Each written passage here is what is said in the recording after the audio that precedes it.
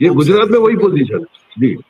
जी ओम सैनी जी, स्थितियां इतनी बुरी नहीं है जितनी लग रही थी, पर कहीं ना कहीं मंजिल पर पहुंच नहीं पाए, ये बात भी सही है। लेकिन प्रोसेस का हिस्सा हम भी हैं, लोकतंत्र जिंदा रहेगा, सरकार के ऊपर अधिक दबाव रहेंगे। और आज की तो न्यूज़पेपर की मुंबई में सभी हेडलाइंस ये है कि now Modi has to go to double N for every approval.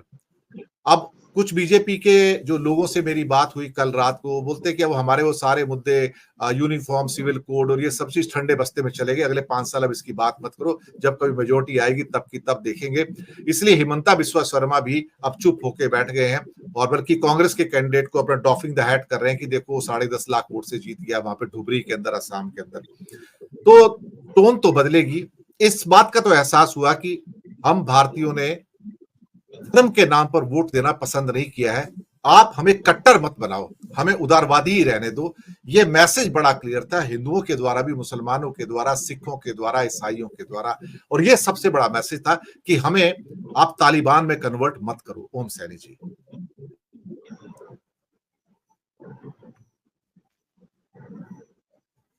ये मैसेज तो गया है, इसमें कोई शक नहीं, और इनको सोचना पड़ेगा। और खासतौर से संघ के जो लोग हैं वो भी इसी तरीके से खफा है इस प्रेजेंट सेटअप जो बना हुआ है, जिसमें ये दो लोगों की सत्ता नजर आती है, सिर्फ नरेंद्र मोदी और अमित शाह। इनके बनाए हुए जितने भी फार्मूले थे, जिनके माध्यम से सोशल इंजीनियरिंग भी इन लोगों ने की, तो बड़ा वो कहीं सक्सेसफुल भी हुई है। इन्होंने पूरे देश की यूपी में, बिहार में खासतौर से जिस तरीके से जाति संगठनों को इकट्ठा करके, और जो वंचित थे, ओबीसी में वंचित, अगड़ों में वंचित, दलितों में वंचित, उन वंचितों को एक अलग तरीके से ऑर्गेनाइज करके काम किया।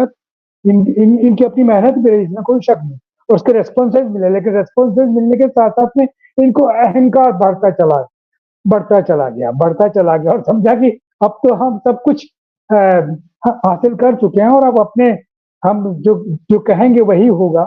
और यही वजह रही कि ये कहना प्रारंभ किया, कि जिक्र देश पांडे जी भी कर रहे थे, कि वो जो नड्डा का आर्टिकल आया,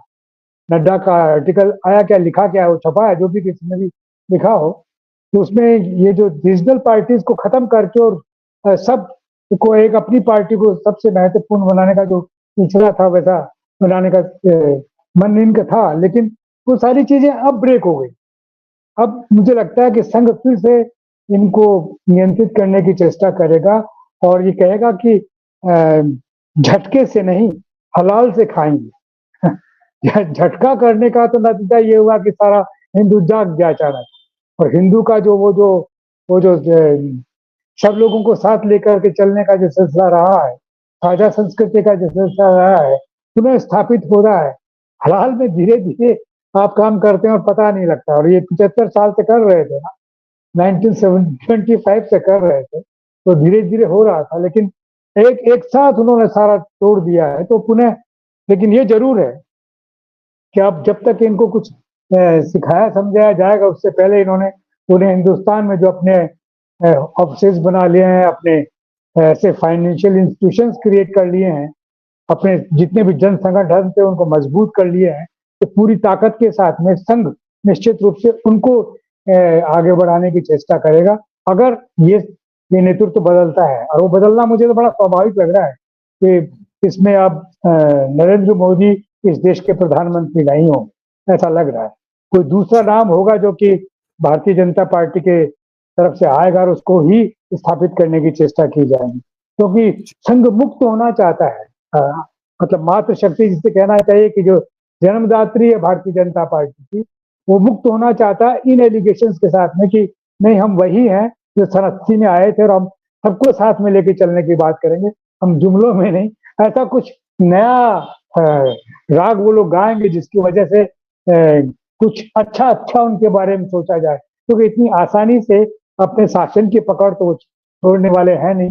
लेकिन जो हीरो हैं उनको बदल दिया जाएगा। शिवराज चौहान जैसे लोगों की वापसी का ये ख्याल है कि जरूर चलेगा। वसुंधरा जी पुनः स्थापित होंगी, या दूसरे लोग जो भी इस तरह के मोटे मोटे नाम हैं जिन दोनों किनारे कर दिया था, पुनः स्थापित होगा। जी बिल्कुल, शिवराज चौहान को बड़ी भूमिका मिलने जा रही है, ये खबर आ रही है मेरे पास भी, इसमें कोई शक